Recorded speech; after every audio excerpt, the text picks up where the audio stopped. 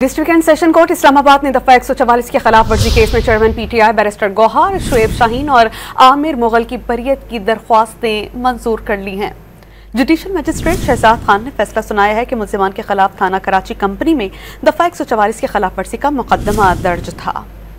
District and session court Islamabad ने दफा 144 की खिलाफ वर्जी केस में chairman PTI barrister Gohar, Shoaib Shaheen और आमिर मुगल की बरियत की दरख्वास्तें मंजूर कर ली हैं।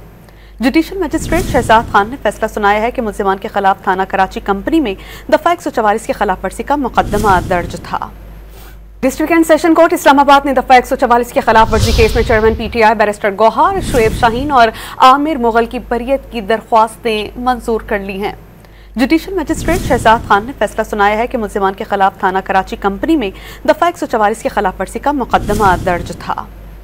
District and session court Islamabad ने दफा 144 की खिलाफ वर्जी केस में chairman PTI barrister Gohar, Shoaib Shaheen और आमिर मुगल की बरियत की दरख्वास्तें मंजूर कर ली हैं।